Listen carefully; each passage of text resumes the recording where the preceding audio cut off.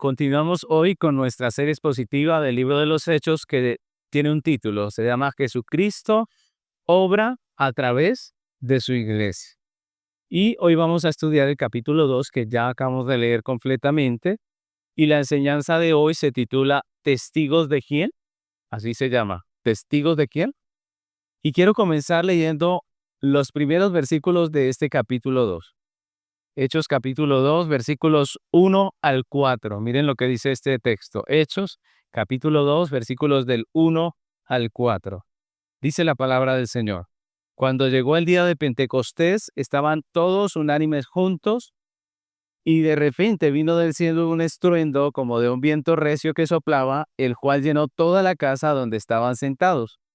Y se les aparecieron lenguas repartidas como de fuego, asentándose sobre cada uno de ellos, y fueron todos llenos del Espíritu Santo, y comenzaron a hablar en otras lenguas según el Espíritu les daba que hablase. Amén. Este es un capítulo precioso. Los hechos que se narran aquí en este capítulo son, podríamos decirle así, espectaculares, ¿no? Son espectaculares, son como lo más tremendo que se ve en el Nuevo Testamento en cuanto a manifestación de Dios, ¿no? En el Antiguo Testamento podemos encontrar muchos relatos donde Dios se manifiesta con fuego, con poder, pero en el Nuevo Testamento este es el pasaje donde más podemos ver la gloria de Dios visible en una manifestación poderosa, ¿no? Y lo que ocurre aquí es que en Jerusalén había una fiesta importante, que era la fiesta del Pentecostés. Una fiesta que se celebraba 50 días después de la Pascua, y por eso su nombre, el nombre Pentecostés significa quincuagésimo, que quiere decir el día 50. El día 50 después de la Pascua era el día de Pentecostés. Así que este era el tiempo en el que pasa este acontecimiento. Era una fiesta de la cosecha. Recordemos que las fiestas que ordenó el Señor estaban asociadas con la cosecha, la siembra, y el pueblo eh, eh, presenta a Dios en esa fiesta las primicias de los frutos de la cosecha, específicamente de trigo. De la cosecha de trigo, ese día todos traían las primicias de la cosecha en adoración al Señor. Y nosotros vemos que era esa fecha la que la Biblia dice aquí en Hechos 2, la que se celebra. Y como podemos ver la lectura que hicimos del capítulo, esa fecha atraía a muchas personas del extranjero. Es decir, el texto, si ustedes recuerdan cuando leímos todo el capítulo, decía que moraban en Jerusalén personas de todas las naciones. Es decir, venían muchas personas extranjeras a congregarse en Jerusalén en esa fecha. ¿Por qué? Porque según la ley, hay 3 fiestas anuales en las que todo varón judío debía presentarse delante de Dios. ¿Cuáles son esas 3 fiestas? ¿Recuerdan? La primera era la Pascua, la segunda era el Pentecostés y la tercera era la fiesta de los tabernáculos. En esas 3 debían presentarse. Sin embargo, mis hermanos, pues obviamente no todo judío podía presentarse en esas 3. Pentecostés era especialmente popular para los viajeros, para los que estaban en el extranjero, porque el clima era muy apropiado para viajar. Recordemos que antes no habían aviones y todas estas cosas, sino que se dependía mucho del barco y no en todo tiempo se podía viajar en barco. Así que para ese tiempo el clima favorecía el viaje de las personas que vivían afuera. Recordemos que por la diáspora muchos judíos vivían en otras naciones. La diáspora fue el tiempo en que fueron esparcidos los judíos por todo el mundo. Entonces había muchos judíos en muchas naciones. Entonces el día de Pentecostés el clima era favorable, así que muchos de esos extranjeros venían a la fiesta. Así que en la fecha que era la fiesta de la Pentecostés, la iglesia estaba reunida, eran como 120 personas los que estaban reunidos allí, y de repente dice la palabra de Dios que vino un estruendo como de un viento recio, un estruendo poderoso, prácticamente una explosión, algo así como una explosión, algo fuerte, tan fuerte que dice la Escritura que miles de personas vinieron a ver qué pasaba, miles de personas vieron qué pasó allá, qué es ese estruendo, qué sonó. Y todos se congregaron allí Y la Biblia nos dice que cuando ellos llegan, ven que sobre la cabeza de los creyentes había fuego. El Espíritu Santo había venido en forma de fuego, de lenguas de fuego sobre ellos, sobre sus cabezas. Así que esto era algo tremendo, ¿no creen ustedes? Imagínense cómo reaccionó las personas que reaccionaron aquellas personas que estaban allí, ¿no? Y lo más tremendo es que habiendo personas de diferentes nacionalidades, que venían de diferentes lugares del mundo, sin embargo, oían que estas personas sobre las que estaba el fuego en su cabeza, hablaban en la lengua de sus naciones, maravillas de Dios, dice el texto, ¿no? Entonces fue algo maravilloso, algo espectacular, algo que todo el mundo tuvo que ver con eso, ¿no? La pregunta es, ¿qué pasó allí? ¿Qué pasó en ese momento? ¿Qué significa ese evento en la historia de redención? ¿Qué tiene que ver eso con nosotros? ¿Qué implicaciones tiene para nuestra vida, no? Porque eso está escrito allí, pero ¿eso qué tiene que ver con nosotros? Y eso es lo que vamos a ver hoy, si Dios nos lo permite, en esta enseñanza que vamos a desarrollar a través de 3 puntos hoy en este día, ¿no? El primer punto de nuestra enseñanza se titula Ungidos para ser testigos. Lo primero que vamos a ver es que la iglesia en el día de Pentecostés fue ungida para ser testigos. El capítulo 2 de este libro de los Hechos es famoso entre el pueblo cristiano. Si ustedes han escuchado, ese capítulo es famoso por el derramamiento del Espíritu Santo en Pentecostés. Sin embargo, tenemos que decir, mis hermanos, que este evento, como muchos otros en la Biblia, ha sido mal interpretado y tergiversado en su interpretación. Y por eso les propongo que estudiemos este texto o este evento a la luz de lo que dice la misma Biblia, ¿no? Sigamos el gran principio de interpretación bíblica que dice que la Biblia interpreta la Biblia, ¿cierto? La Biblia interpreta la Biblia. Si queremos saber qué es el Pentecostés, ¿a dónde tenemos que ir? A la misma Biblia, ¿cierto? Vamos a la Biblia, vamos a ese mismo pasaje y veamos qué significó, qué representó este día de Pentecostés y por qué pasó esto aquí, ¿no? Lo primero que vamos a ver o a considerar es el anuncio que Cristo había hecho. Recordemos que este capítulo 2 es el cumplimiento de lo que Jesús había prometido en el capítulo 1, ¿sí recuerdan? ¿Qué había prometido Jesús en el capítulo 1? Eso está en Hechos 1:8. Dice la palabra del Señor, pero recibiréis poder cuando haya venido sobre vosotros el Espíritu Santo y me seréis testigos en Jerusalén, en toda Judea, en Samaria y hasta lo último de la tierra. Esa fue la promesa. El Señor había dicho a sus discípulos que se quedaran en Jerusalén hasta que viniera el Espíritu Santo. Dijo, hasta que sean bautizados con el Espíritu Santo. ¿Y qué recibirían cuando viniera el Espíritu Santo? ¿Qué les dijo? ¿Recibiréis? Poder. Poder. ¿Poder para qué? Para ser testigos. Así que aquí nada más ya podemos tener una definición bíblica de lo que es el Pentecostés según la promesa de Jesús. ¿Qué es el día del Pentecostés? Es el día en que el Espíritu Santo vino sobre la iglesia para que recibiera poder para ser testigos, ¿no? Y eso es importante porque hay confusiones acerca de este capítulo en el sentido que muchos piensan que el Espíritu Santo, esta es la primera vez que hace su aparición, pues el Espíritu Santo, pero no es lo que la Biblia dice. Pentecostés no significa que por primera vez el Espíritu Santo venía a su pueblo, porque nosotros encontramos el Espíritu Santo en el Antiguo Testamento desde Génesis. Recuerdan que acabamos de leer en la escuela dominical, leímos el capítulo 1 de Génesis que dice, y el Espíritu de Dios se movía sobre la faz de las aguas.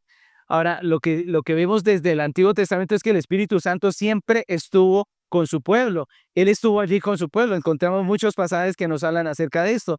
Y nosotros sabemos que en la Biblia la salvación ha sido por fe siempre, ¿cierto? Antiguo y Nuevo Testamento, la salvación es por fe, es por gracia, solamente en Cristo. Es lo que la Biblia nos enseña. Así que todos los que fueron salvados y redimidos en el Antiguo Testamento, obviamente fueron salvados por el Espíritu Santo, por la obra del Espíritu Santo. Obviamente en los creyentes del Antiguo Testamento también hubo regeneración del Espíritu Santo. ¿Recuerdan, por ejemplo, los profetas decían, circuncidaos vuestro corazón y no solo vuestra carne? ¿Recuerdan? Y lo que estaba diciendo era la necesidad de ser regenerados, de ser cambiados por el Espíritu Santo. Así que el Espíritu Santo siempre ha estado. La iglesia siempre ha visto la obra del Espíritu Santo en medio de ella. Y es por la obra del Espíritu que ha habido iglesia, tanto en el Antiguo como en el Nuevo Testamento. Así que el Pentecostés no significa la primera vez que vino el Espíritu Santo, sino más bien que el Pentecostés nos dice que fue el momento en el que Dios derramó el poder del Espíritu Santo para ser testigos sobre los 120 creyentes que estaban allí reunidos, sobre la iglesia del Nuevo Testamento que estaba allí multiplicándose apenas. Entonces, eso es importante. La promesa de que Jesucristo fue, recibiréis poder para ser testigos. Otra cosa importante es lo que Pedro dijo, lo que Pedro respondió a los que preguntaron, porque cuando pasó todo esto, ¿qué dijeron? ¿Qué dijo la gente? Las personas dijeron, ¿qué significa esto? ¿Cierto? ¿Qué significa esto? Esa fue la pregunta de las personas. Pedro les contesta. ¿Qué les contesta Pedro? ¿Qué les dijo? Pedro les dice, esto es lo dicho por el profeta Joel, ¿cierto? Esto es lo que dijo el profeta Joel. Eso está en Hechos 2, 16 y 17. Miren lo que dice. Pues se extiende por otros versículos, pero leamos estos dos primeramente. Dice, mas esto es lo dicho por el profeta Joel, y en los postreros días, dice Dios, derramaré mi espíritu sobre toda carne, y vuestros hijos y vuestras hijas, ¿qué? Profetizarán. Esa expresión es muy importante. Luego dice, vuestros jóvenes verán visiones, y luego dice, vuestros ancianos soñarán sueños.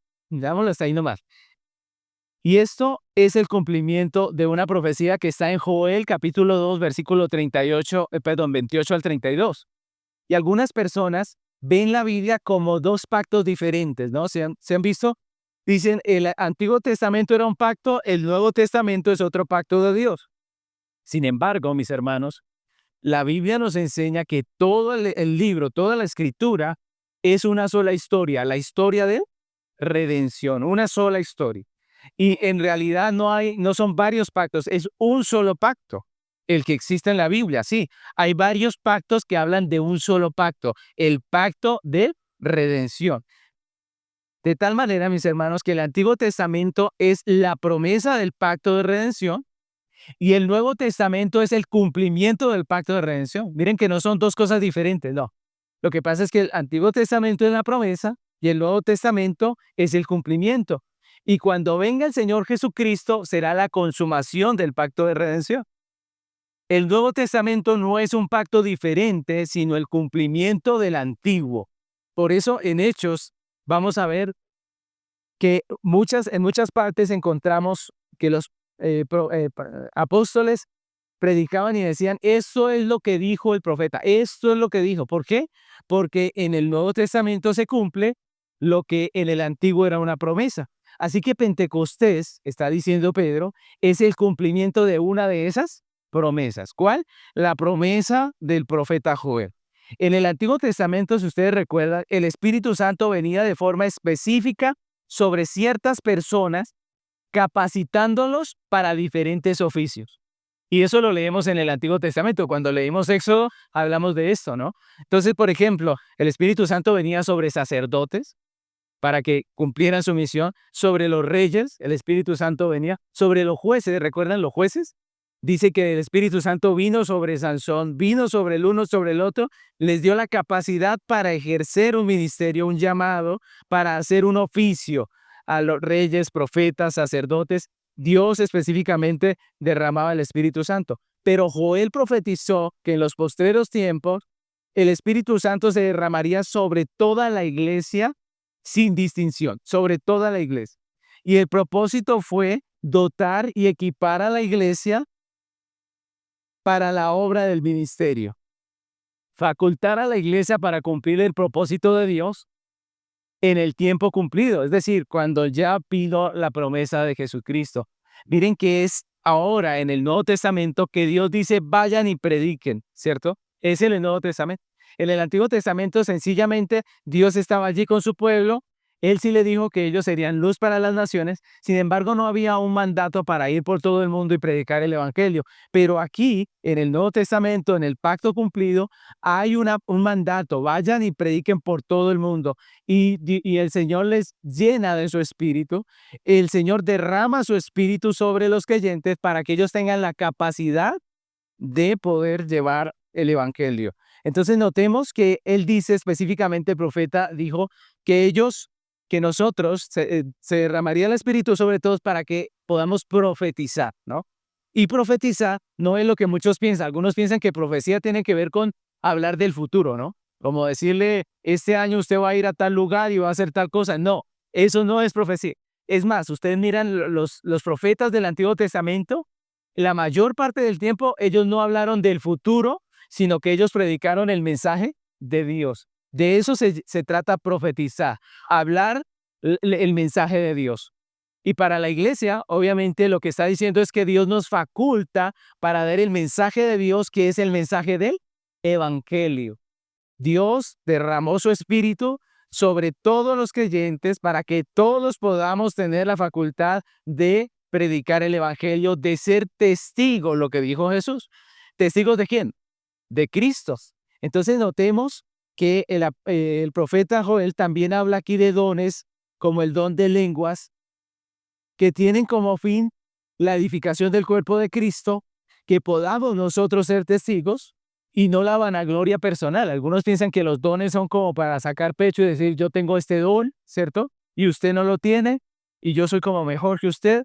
Pero la Biblia nos dice que esto era para la extensión del reino, para lo que Dios nos llamó a hacer, que es ser testigos.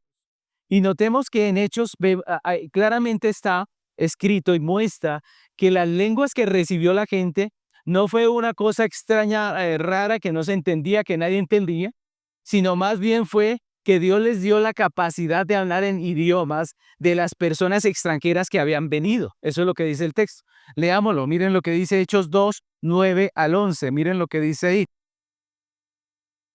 Las personas extranjeras dicen esto, dice: partos, medos, elamitas y los que habitamos en Mesopotamia, en Judea, en Capadocia, en el Ponto, en Asia, en Frigia, en Panfilia, en Egipto y en las regiones de África, más allá de Cirene, y romanos aquí residentes, tanto judíos como prosélitos, cretenses y árabes, les oímos hablar en nuestras lenguas las maravillas de Dios. Miren que ellos no dijeron, ¿y esta gente que está hablando? No, ellos dicen, todos nosotros que venimos de otras naciones, les oímos hablar en nuestras lenguas las maravillas de Dios. Así que ese era el don de lenguas, y Dios lo derrama para que la iglesia pueda cumplir su misión de ser testigo, para que ese extranjero pudiera entender, para que viera que Dios estaba en medio del asunto. En Pentecostés, lo que la iglesia recibió fue poder para ser testigo de Cristo. Y eso es lo que hizo Pedro en ese día. Si ustedes recuerdan, lo que Pedro hace es pararse y responder con autoridad y decir qué es lo que está pasando. Antes Pedro no era así, pero ahora Pedro se para allí y da ese mensaje con poder. Ante una multitud grandísima de gente, él predica con valor y enseña una predicación totalmente centrada en Cristo y en el Evangelio. Si ustedes miran, la predicación de Pedro es totalmente cristocéntrica. Por ejemplo, en el versículo 22, el texto que acabamos de leer, el capítulo 2, en el versículo 22, nos muestra cómo él habla de la vida de Jesús, de las señales que siguieron a Jesús, de Cristo y su obra en su ministerio, y cómo esos milagros y señales lo que hicieron fue validar su llamado como Mesías. Es decir, los milagros no se le dieron a Jesús, o Jesús no hizo milagros para erradicar la enfermedad. Algunos piensan que esa es la misión, ¿no? Como que Jesús vino con sanidad para erradicar la enfermedad y para que ya no haya más esto y aquello, pero no es lo que Jesús hizo. Jesús no sanó a todos los enfermos, no. Todos los enfermos del mundo no los sanó. No, Jesús vino e hizo sanidades, y esas sanidades estaban validando el ministerio que él tenía.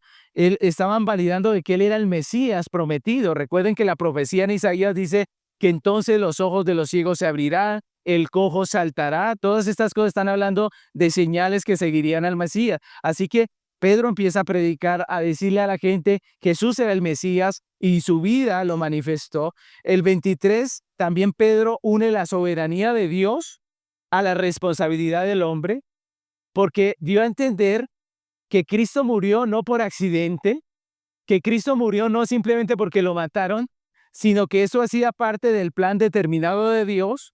Y aún así, aunque hacía parte del plan determinado de Dios, también era un pecado que habían cometido ellos y les hace responsables. Entonces, miren cómo Pedro se centra en Cristo en todo lo que está diciendo en ese mensaje. Luego, en el 24 al 32, Pedro habla de la resurrección, argumentando que era imposible que la muerte retuviese al autor de la vida, ¿cierto? La muerte no podía retener al autor de la vida. Él resucitó y él es el cumplimiento del Salmo 16. Es lo que vemos ahí en la predicación de Pedro. Pedro está exponiendo cómo Jesús es el Mesías y cómo toda su vida, su muerte, su resurrección manifiestan esa realidad. Del 33 al 35, Pedro culmina con un Jesús sentado a la diestra de Dios, ¿no? Con Jesús exaltado, sentado a la diestra de Dios, que era parte de la promesa del Antiguo Testamento. Así que el Pentecostés mismo es presentado como una evidencia de que Jesús subió a los cielos y como Rey, Él da dones, Él da el don del Espíritu Santo. Es el regalo del Cristo coronado. Es el regalo de Cristo como el Rey. Así que Pentecostés es la buena noticia de que como Pedro ese día predicó con autoridad acerca de Cristo, nosotros también hemos sido llenos del Espíritu Santo, bautizados con el Espíritu Santo y capacitados por el Espíritu Santo para ser testigos ¿de quién? De Cristo. De pronto usted piensa que usted no está capacitado, pero la Biblia dice que sí. La Biblia dice que Dios nos capacitó con el Espíritu Santo para que nosotros prediquemos. Pentecostés es la buena nueva que nos recuerda esto. ¿Con qué finalidad el Señor hizo esto? Para que, como termina diciendo el profeta Joel en su profecía, todo el que invocar el nombre del Señor, ¿qué? Sea salvo. Para que todo el que invoque el nombre del Señor sea salvado. Ese es el propósito del poder que le ha sido dado a la iglesia. Ahora, por último, consideremos la fecha en que ocurrió todo esto. Dijimos que era el Pentecostés, la fiesta de la cosecha. Y en Hechos 2, el Espíritu lo que hace es recoger las primicias de Cristo, de la cosecha de los redimidos del Nuevo Testamento.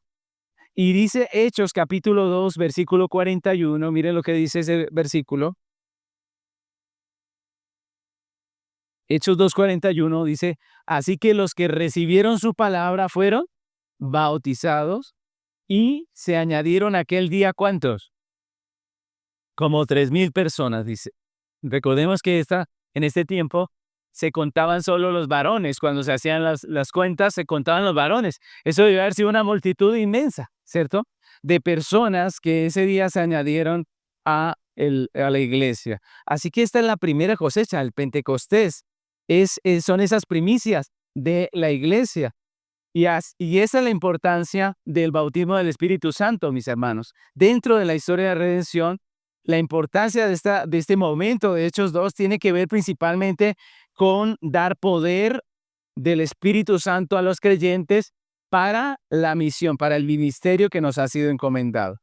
Como vemos en nuestro estudio, el libro de los Hechos muestra la historia del avance de la iglesia y ese avance es progresivo. Así que a través del estudio ustedes se darán cuenta que el Hechos nos presenta el avance misionero de la iglesia, el avance en la predicación del evangelio en el mismo orden que Jesús lo dio. ¿Recuerdan cómo fue el orden que Jesús lo dio?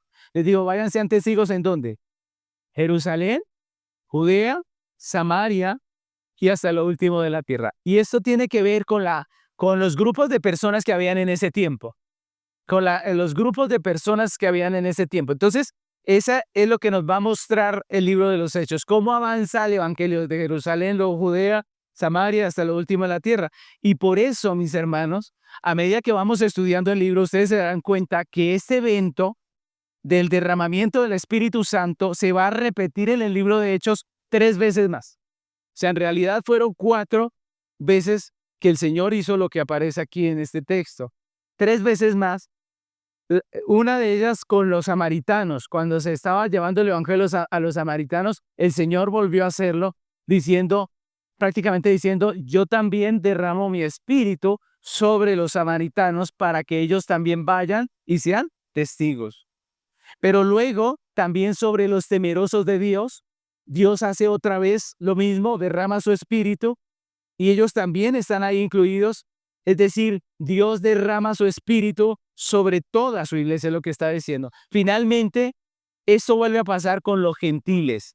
Entonces, 3 veces más se repite este evento. Y lo que Dios está diciendo en todas estas 4 acontecimientos es lo mismo, que en el Nuevo Testamento, en el tiempo del pacto cumplido, Dios ha derramado su espíritu sobre toda la iglesia, capacitándolos para que hagan la obra que se les ha encomendado. Todos estos eventos hablan del mismo hecho, que en este tiempo todos los miembros del cuerpo de Cristo somos dotados por el Espíritu Santo para el ministerio. No necesitamos, mis hermanos, no necesitamos otro Pentecostés. Hay gente que piensa que necesitamos otro Pentecostés, pero no lo necesitamos. ¿Por qué? Porque el Espíritu Santo ya nos bautizó, porque todos los creyentes lo hemos recibido, ese bautismo del Espíritu Santo. Somos miembros del cuerpo de Cristo, dotados para hacer su obra y somos testigos de Cristo. Es lo que la Biblia nos dice. Por ejemplo, miren lo que dice 1 Corintios 12, 12 y 13. 1 Corintios 12, 12 y 13. Dice la palabra del Señor.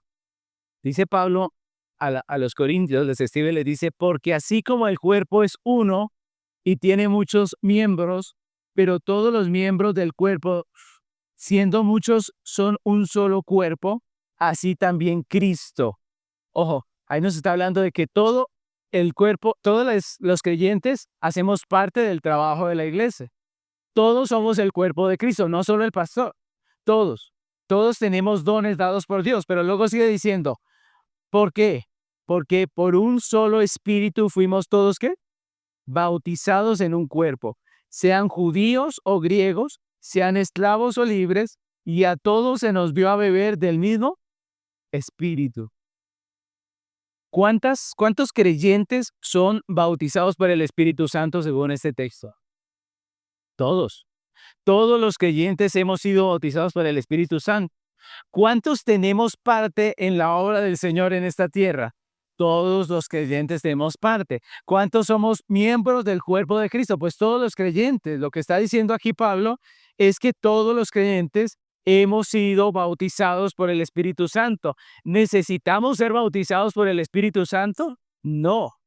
Ese es un error. Algunos piensan que uno nació de nuevo, creyó en Cristo y más adelante necesita un bautismo del Espíritu Santo. No, Pablo está diciendo que todo creyente fue bautizado por el Espíritu Santo.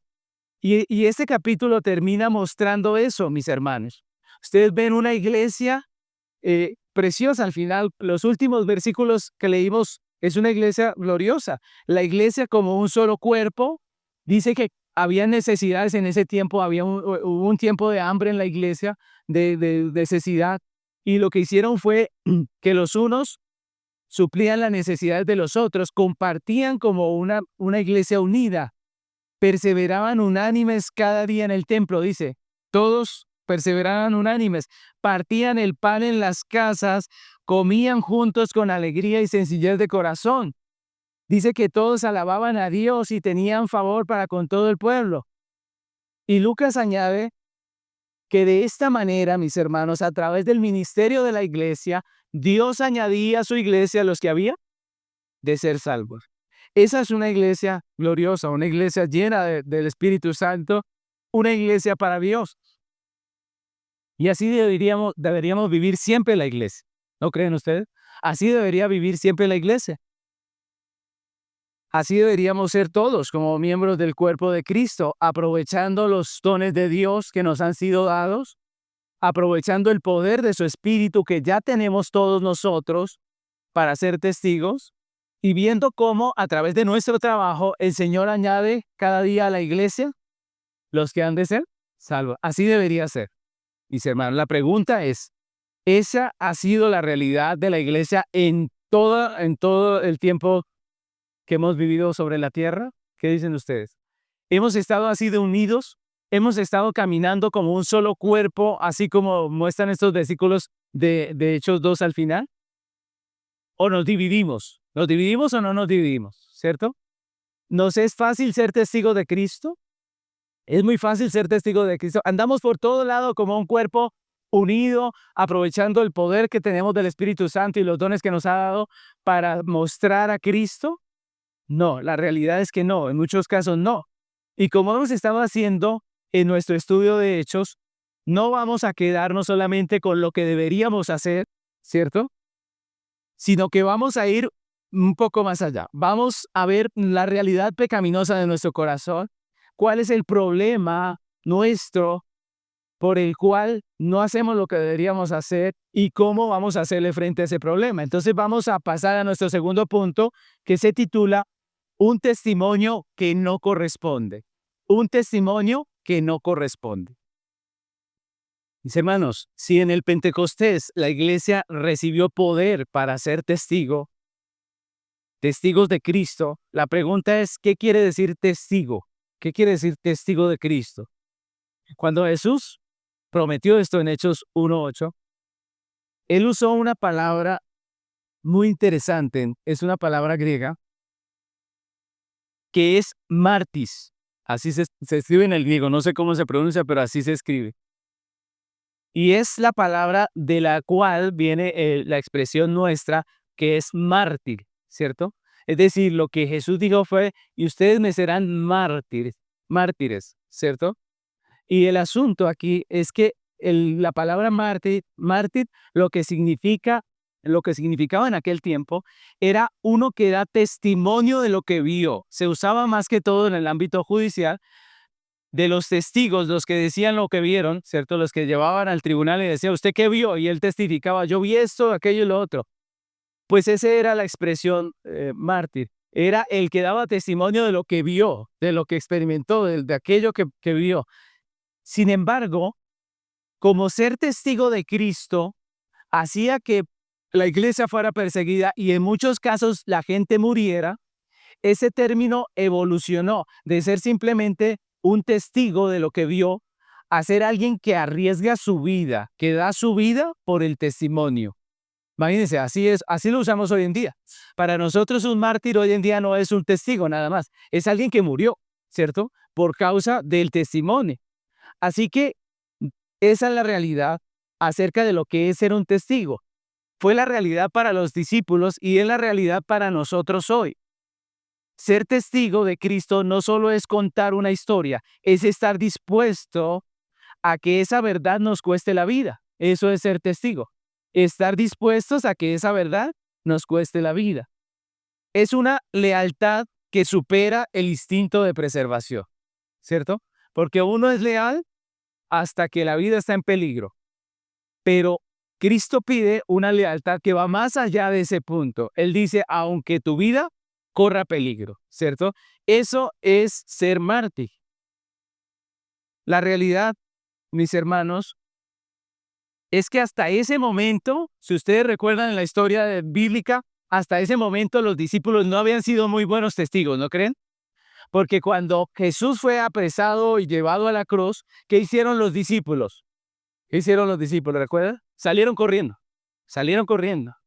lo dejaron. Y específicamente Pedro, cuando es confrontado de que él era discípulo de Jesús, ¿qué dijo Pedro? Pedro lo negó, ¿cierto? Hasta ahí ellos no habían sido buenos mártires. Y es más, si nosotros miramos el libro de los Hechos, porque es que a veces idealizamos el asunto, terminamos en Hechos 2 y decimos, si la iglesia es así y prediquemos así, y eso suena bonito, pero es que el asunto es que la vida real es diferente. Si nosotros vamos un poco más para allá, nos damos cuenta que aún después de Hechos 2, la iglesia todavía tenía miedo. La iglesia todavía tenía miedo. Es decir, cuando, por ejemplo, el Sanedrín aprendió a estos discípulos por predicar el evangelio, ellos llegan temerosos y ¿qué hacen? ¿Recuerdan? Ellos se reúnen y oran a Dios y dicen, Señor, estamos asustados, ¿cierto? Ayúdanos, danos poder, danos autoridad para salir y predicar a pesar de las amenazas. Y es lo que Dios hace, Dios les da poder. Pero nosotros vemos que todavía tenían miedo. Y si vamos al llamado que el Señor les dijo, Él les dijo, prediquen en Jerusalén, pero también en Judea, en Samaria, hasta lo último de la tierra. Cuando ellos tienen que salir a predicar a otros lados, a ellos tampoco tienen el valor, lo vamos a ver más adelante. No tienen el valor de ir y predicar. ¿Qué hace que ellos salgan y prediquen a las naciones? La persecución. Si no hay persecución, ellos se quedan ahí. ¿Por qué? Porque a pesar de que ellos tenían el bautismo del Espíritu Santo, aún así les costaba ser testigos, les costaba ser testigos.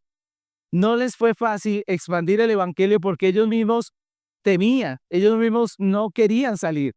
Y lo que quiero decirles, mis hermanos, es que aunque Dios ungió a su iglesia y le dio dones para ser testigo, la realidad, mis hermanos, es que aún los creyentes, aún a los creyentes nos queda difícil.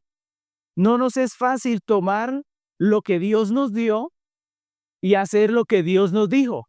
Sería bonito que fuera así, fácil, de que nosotros tomemos el poder de Dios y hagamos lo que el Señor dijo. Pero no nos queda fácil, no nos queda fácil.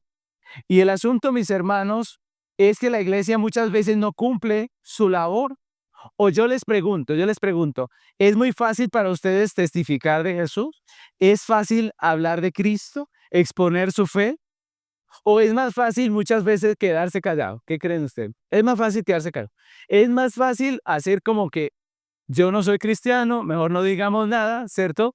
Y tranquilos, ¿cierto? Hacer de cuenta que esa no es mi responsabilidad, ¿cierto?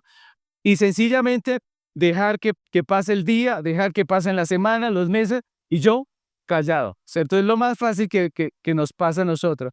Esa es la realidad, mis hermanos. Así que no se puede solo con motivación decirles, vaya y háganlo, porque la realidad es que es más fácil para nosotros temer, no testificar, no ser testigos de Cristo. La pregunta es, ¿por qué pasa eso? ¿Por qué somos así? ¿Qué es lo que nos impide a nosotros, lo que nos detiene de ser testigos de Cristo? Y la respuesta, mis hermanos, es la idolatría. Lo que impide que seamos testigos de Cristo es la idolatría que hay en nuestro corazón. ¿Por qué la idolatría? ¿Por qué decimos que es la idolatría? La Biblia enseña que todos fuimos creados para adorar a Dios. Así fue creado el hombre. Pero cuando el hombre pecó en Edén, se apartó de su creador, de su Dios, de su creador, del dueño de su vida, se apartó. Y mis hermanos, si nosotros no adoramos a Dios, al Dios verdadero, automáticamente buscamos algo más en la creación que ocupe el lugar de Dios. Eso es idolatría. Al estar separados de Dios por el pecado, el hombre intenta llenar su corazón con sustitutos. Buscamos redención en esos sustitutos. Es decir, intentamos encontrar sentido y valor en algo que no sea Dios. Intentamos encontrar identidad, salvación fuera de Dios. Y eso es lo que llamamos idolatría. Entonces, todos nosotros, dice la Biblia, la Escritura nos muestra que todos nosotros en algún sentido idolatramos. Todos nosotros en algún sentido idolatramos. Es la realidad. Y no necesariamente estamos hablando de idolatrar cosas malas, ¿no? Porque hay cosas malas que podemos idolatrar. Pero la idolatría puede ser por cosas buenas, cosas que no son malas necesariamente. Por ejemplo, mis hermanos, el amor romántico, ¿será malo? ¿Qué creen ustedes? ¿El amor romántico? No. ¿Es un regalo de quién? De Dios. Es un diseño de Dios y es un regalo de Dios. Sin embargo, mis hermanos, cuando buscamos redención en Él, esperando que una persona nos dé la validación, el sentido de identidad que solamente Dios puede dar, pues eso es idolatría. ¿Sí se dan cuenta? Una cosa es el amor romántico, bien administrado, sin idolatría. Y otra cosa es cuando pasamos a la idolatría, que es lo que generalmente se escucha, ¿cierto? Lo que generalmente se ve, que la persona hace de su pareja un ídolo. Y eso no debería ser así. Lo mismo pasa con todo. Una carrera profesional, ¿es una bendición o es una maldición? ¿Qué? Es una bendición, es un regalo, es una bendición de Dios. Sin embargo, si buscamos redención en el éxito profesional, esperando que los logros nos otorguen el valor, que borren nuestro sentimiento de insuficiencia a causa de nuestros pecados, pues ahí tenemos otro ídolo. Convertimos algo creado en el Salvador. Y eso no es otra cosa que idolatría. ¿Y qué es lo peligroso de todo esto? Lo malo es que cuando un ídolo se arraiga en el corazón del hombre, transforma todo su mundo cambia, crea unas nuevas definiciones de lo que es bueno, de lo que es malo, de lo que le trae alegría o le trae tristeza. Es decir, transforma, cambia totalmente su manera de ver la realidad, distorsiona la realidad de la persona, la define en sus propios términos. ¿Cómo es esto? Un ejemplo. Un ejemplo bíblico está en Juan 12, 3 al 6. Juan 12, 3 al 6. Miren lo que pasó aquí. Juan 12, 3 al 6. Dice la palabra. Entonces María tomó una libra de perfume de nardo puro, de mucho precio, y ungió los pies de Jesús y los enjugó con sus cabellos. Y la casa se llenó del olor del perfume. Y dijo a uno de los discípulos, Judas Iscariote, hijo de Simón, el que le había de entregar, ¿por qué fue este perfume vendido por 300 denarios y dado a los pobres? Pero dijo esto no porque se cuidara de los pobres, sino porque era ladrón y teniendo la bolsa, sustraía de lo que se echaba en él. Entonces miren lo interesante porque aquí tenemos un solo acontecimiento y dos lecturas diferentes, ¿cierto? Un solo acontecimiento y dos lecturas diferentes. Si nos damos cuenta, para María, tomar este perfume tenía el costo de un año de trabajo, imagínense ustedes. ¿Caro o no caro? ¿Compraría usted un perfume de esto? Pero este perfume era carísimo. Y María lo tenía allí guardado y cuando vio a Jesús que entró a su casa y todo eso, para ella fue un acto de adoración. Ella dijo, lo malo de este perfume, mis hermanos, es que si usted lo destapaba ya no se podía volver a tapar. Es decir, esto venía de tal manera que usted, el día que lo destapaba, ese día lo usaba porque era el que generalmente la mujer usaba en la boda. Así que este era un perfume caro, especial. Cuando ella abre este perfume, ya está diciendo, lo invierto, ¿cierto? Ya no lo puedo devolver al empaque, no lo puedo guardar. Y lo que pasa es que ella lo derrama sobre su maestro, sobre su Señor, Jesucristo, en un acto de adoración. Para ella esto fue un acto ¿de qué? De adoración. Sin embargo, estaba Judas mirando esta misma acción, y él cómo califica la acción. Él no dice, qué acción tan hermosa, qué adoración tan linda. No, ¿él qué dice? Él dice, esto es un desperdicio. ¿Cómo botaron la plática de esa manera, cierto? Y dice que la razón es porque él era el tesorero y se sacaba la plata, el dinero de las ofrendas. Y eso es importante, mis hermanos, porque lo que adoraba Judas era ¿qué? El dinero. Entonces, miren cómo la misma acción es vista de diferente manera por dos personas. ¿Por qué? Porque la una tenía un objeto de adoración que era Cristo y la otra otro objeto de adoración que era su dinero, ¿cierto? Y depende de lo que adoremos, eso es la manera en que vamos a ver la vida. Es la manera en que vamos a ver las situaciones de la vida. Otro ejemplo más reciente, más actual, es la cultura moderna que idolatra la libertad individual. ¿Se han escuchado esa expresión? Prácticamente ese es el Dios hoy en día. Cada quien es dueño de su vida, puede hacer con ella lo que quiera y nadie debería juzgarle por sus acciones. Es lo que dicen hoy en día, ¿cierto? Cada quien es libre. Por eso hoy en día tenemos personas por ahí y por allá que se creen animales y ¿quién puede decir algo? ¿Cierto? Nadie. ¿Cierto? Eso es lo que, ¿por qué? ¿Por qué no pueden decir? Porque el Dios, el ídolo, en este momento es la libertad ¿qué? Individual. Casi que eso quiere decir no opinen en contra mía. Yo sé lo que estoy haciendo. La pregunta es, ¿todos sabemos lo que estamos haciendo? ¿Somos tan sabios y entendemos la vida de tal manera que sabemos lo que estamos haciendo? ¿Cuántas veces uno mismo lo está haciendo mal y uno cree que está bien?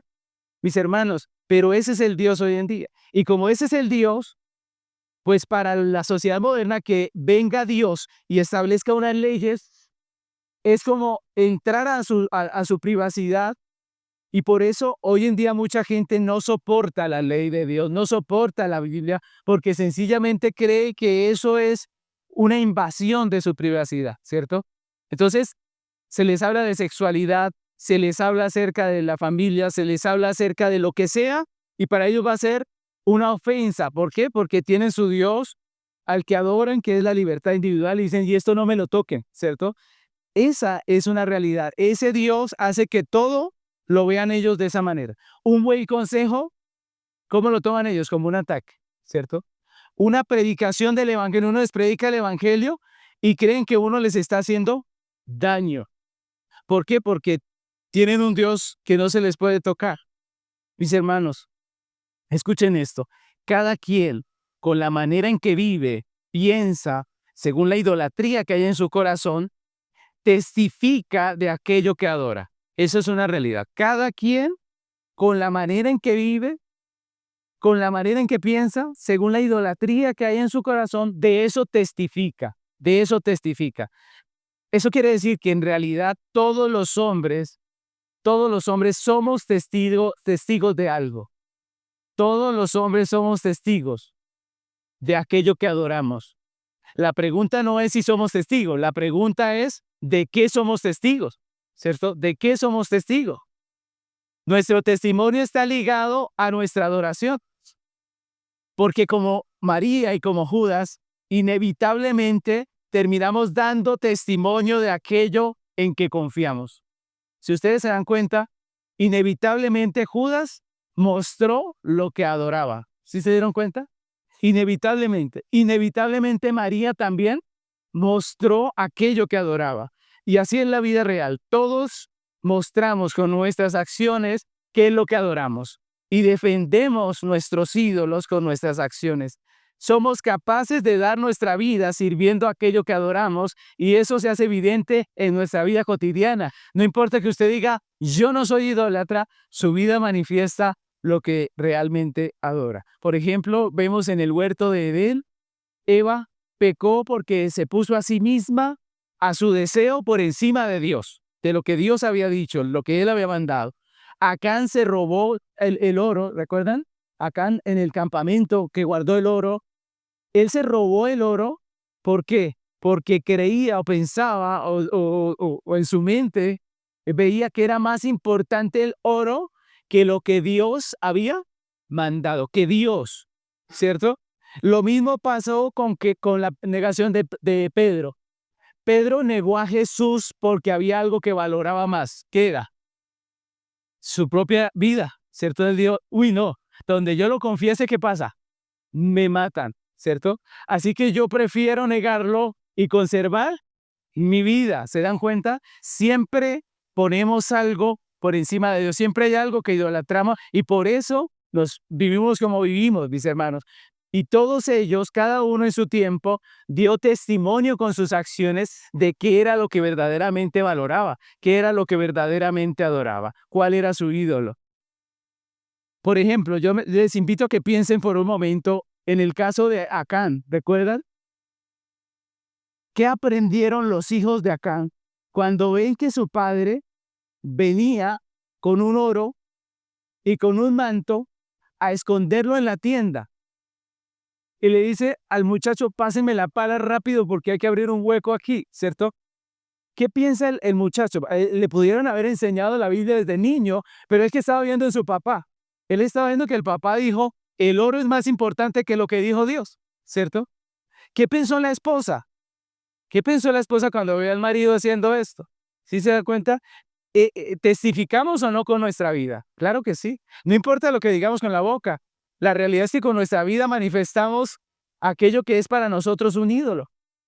Y lo mismo pasa con la gran cantidad de ídolos que tiene esta cultura moderna, por ejemplo, la riqueza, el estatus social, la realización personal, el deleite de las cosas pasajeras, todas estas y muchas otras cosas en la vida que se han convertido en dioses por los cuales el mundo vive y es capaz de sacrificarse y testifica con su vida a favor de esos ídolos, ¿no? Y en el mundo, pues mis hermanos, en el mundo tenemos que decir que eso es normal, porque el mundo no teme a Dios, no le conoce, pero tenemos que aceptar que esto también está en la iglesia. Y yo les doy un ejemplo pequeño acerca de esto, miren. Por ejemplo, imagínense ustedes que yo les proponga hoy, les diga, hace un tiempo me han estado escribiendo personas de países en Europa y me han dicho, pastor, escuchamos su mensaje, nos gusta su mensaje, gracias por el mensaje, porque aquí no hay una iglesia de sana doctrina, dicen ellos. Aquí la mayoría de las iglesias no son sana doctrina, no estudian la Biblia. ¿Qué tal si yo propongo hoy? Y miren lo que voy a hacer. ¿Qué tal si yo les propusiera que dejemos a nuestras familias? Escuchen esto, a ver quién levanta la mano. Dejemos a nuestras familias, dejemos nuestra empresa en la que estemos trabajando, dejemos nuestros hijos, dejemos todo y nos vayamos para Europa a abrir iglesias ya, ¿cierto? ¿Cuántos levantan la mano ahí? Uy, sinceramente, mañana arrancamos. Seguramente, mis hermanos, uno dice, dejar mi familia, ¿cierto? Uno lo piensa, dejar mis hijos, dejar esto, dejar aquello, yo dejar todo eso para ir a predicar el evangelio. Esto suena a locura realmente. Muchos dirían, pastor, pero es que eso ya es fanatismo, ¿cierto? Tampoco, aterrice, pastor, ¿cierto? Pero si alguien nos propusiera y dijera, mire, están pagando a 10 millones mensuales en Europa, ¿cierto? Y están recibiendo gente con su perfil.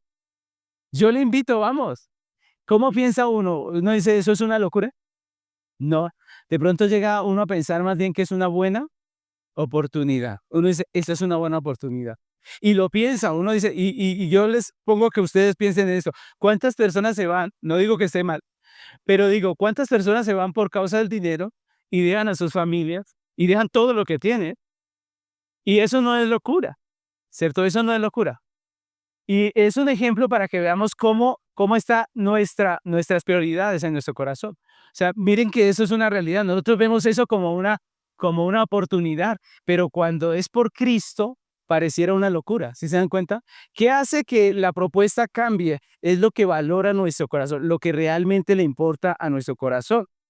Mis hermanos, si nosotros vemos lo que nos dice el libro de los Hechos en este capítulo 2, es que Dios nos ungió a nosotros como iglesia para ser testigos de Cristo. Deberíamos estar nosotros testificando que no hay tesoro más grande en esta vida que ¿quién?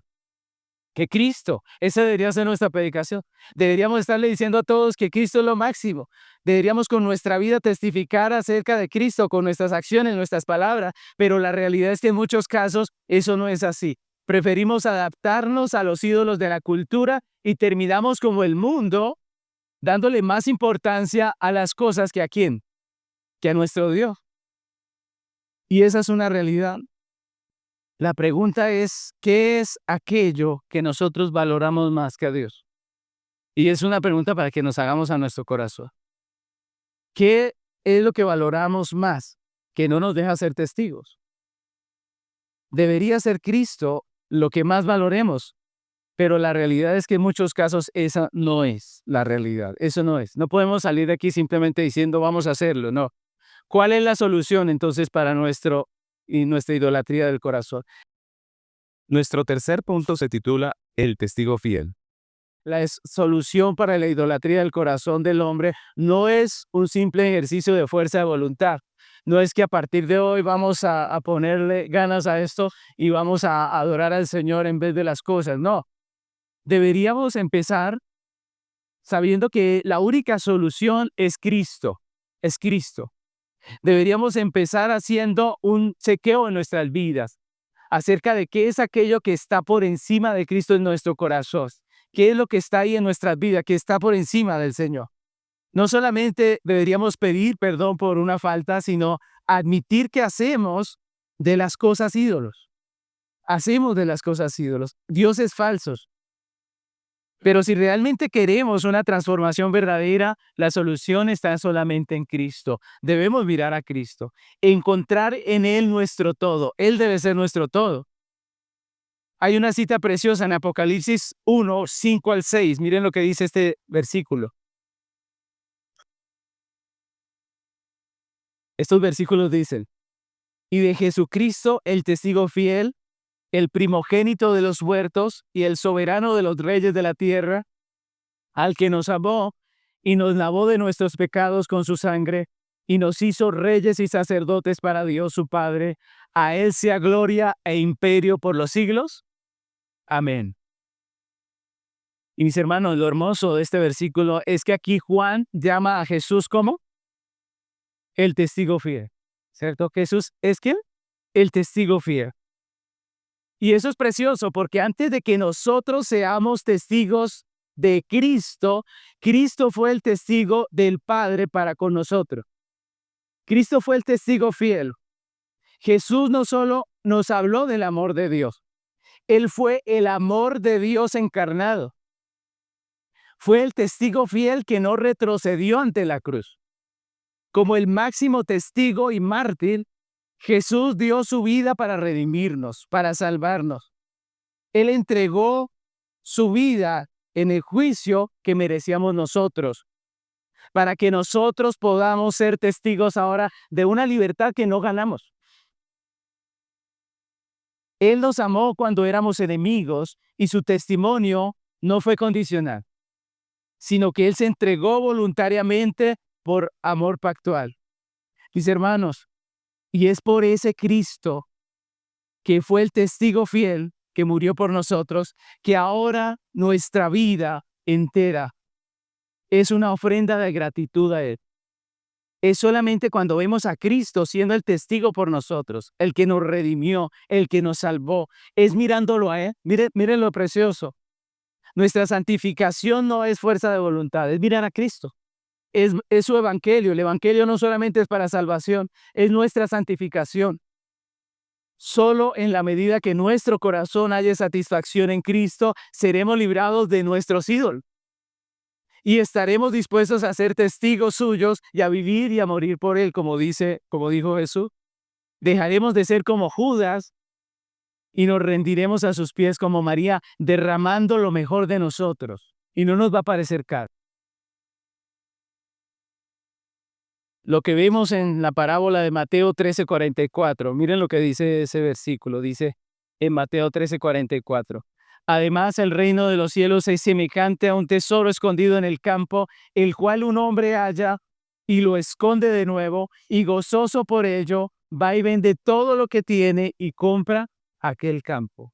Esa es la conversión, esa es la obra de Dios en nuestro corazón. Eso es encontrar a Cristo. Cuando encontramos a Cristo, lo otro lo podemos dejar, ¿no creen ustedes? Cuando encontramos a Cristo, lo otro no vale nada a comparación de Él. Y es lo que dice la Escritura. Y eso es lo que vemos aquí en el apóstol Pedro. Pedro había experimentado esto. Ustedes ven aquí en Hechos a Pedro predicando poderosamente. Pero si ustedes recuerdan, la última vez que Pedro estuvo frente a las autoridades y a una multitud de personas, ¿recuerdan qué pasó? Una criada lo atemorizó al punto que él negó a Jesús. Ella le dijo: tú eres discípulo de Cristo. Y él dijo: no, lo juro que no. ¿Cierto? Dice que él lo juró.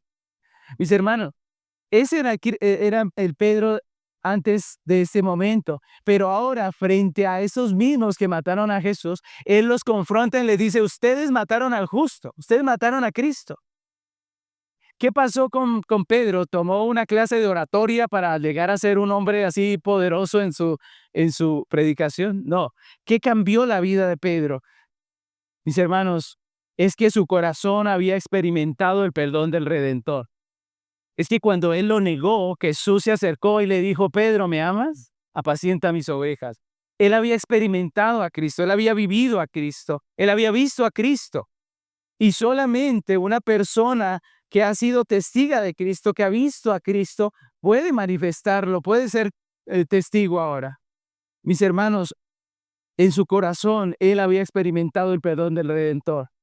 Solo alguien que sabe que es profundamente pecador, que negó a su Señor, pero a la vez también sabe que es profundamente amado porque fue restaurado por Cristo. Tiene la libertad de hablar como habló Pedro. Mis hermanos, el amor del Redentor expulsó fuera su vergüenza, su miedo y le hizo un verdadero testigo de Cristo. La invitación de hoy, mis hermanos, es a que miremos a Cristo, es a que miremos a Él. El Evangelio se trata de Cristo, de Él, a que disfrutemos a Cristo, nuestro Redentor, su salvación, su amor, su gracia. El amor redentor expulsará todo temor. La invitación es a mirar a Cristo, al testigo fiel y verdadero. No es a que salgamos de aquí intentando esforzarnos por ser mejores, sino que salgamos de aquí contemplando al testigo fiel y verdadero, a Jesucristo, al que dio su vida por cada uno de nosotros, a que permitamos que por la gracia de Dios, el amor de nuestro Señor Jesucristo expulse fuera el temor y nosotros podamos hacer la obra que Él nos ha llamado a hacer. Que el Señor en su misericordia obre en nuestros corazones, transforme nuestras vidas para que nosotros podamos testificar de Él. Esta tierra no necesita gente que hable de religión, necesita testigos de Cristo que no puedan dejar de decir lo que han visto y lo que han oído. Oremos al Señor que Dios nos conceda ese privilegio. Les invito a que se pongan sobre sus pies.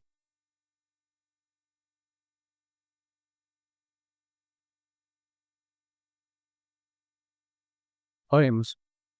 Amado Señor, te damos gracias por tu palabra. Señor, gracias, Señor, porque hoy, a través de este libro de los Hechos, en este capítulo 2, nos muestra la realidad de que hemos sido bautizados por el Espíritu Santo, que ahora tu iglesia tiene poder para ser testigo. Señor, gracias, gracias por los dones que has derramado cuando subiste como rey. Llevaste cautiva la cautividad y entregaste dones a los hombres. Gracias por capacitarnos para tu obra del ministerio. Padre, pero como también nos enseñas hoy, tenemos que reconocer que no somos los mejores testigos, Señor, que aún hay mucha idolatría en nuestro corazón por la cual nosotros no hemos sido buenos testigos, Señor, y en nuestra fuerza no lo podemos ser. Necesitamos tu gracia, Padre. Ayúdanos cada día a verte más, Señor, a ver tu gracia preciosa, Padre. Permítenos ver la obra de Cristo y ser renovados en ella, Padre. Ayúdanos para que podamos adorarte como María, para que podamos entregarnos a ti, derramar nuestros corazones a ti, sin reservarnos nada, Señor, porque hemos conocido al Cristo de la gloria cada día más. Padre, que a medida que te conocemos, Señor, todas esas idolatrías puedan salir de nuestro corazón y finalmente podamos ser testigos verdaderos de Cristo, Señor. Ayúdanos a identificar esas idolatrías. Ayúdanos a entender, Señor, qué es aquello que ponemos por encima tuyo, Padre, y obra en nuestro corazón de tal manera que podamos apartar de nuestra vida, Señor, esa idolatría y adorarte solo a ti, Padre. Ayúdanos a ser como María y no como Judas, Señor. Que podamos valorarte a ti, Señor, más de cualquier cosa en esta tierra, Padre. Que podamos nosotros ser como aquel hombre que halló ese tesoro escondido en el campo y no rehusó vender todo lo que tenía para alcanzar ese precioso don. Señor, Padre, gracias por tu Hijo Jesucristo. Gracias por la obra de la cruz. Gracias por el testigo fiel y verdadero que se entregó en la cruz para salvarnos. Ayúdanos a corresponder, siendo testigos tuyos, siendo también testigos de tu redención, Señor. Te damos muchas gracias por lo que nos enseñas y te pedimos, Señor, que nos ayude, Señor, cada día a mirarte a ti. En el nombre de Jesús. Amén.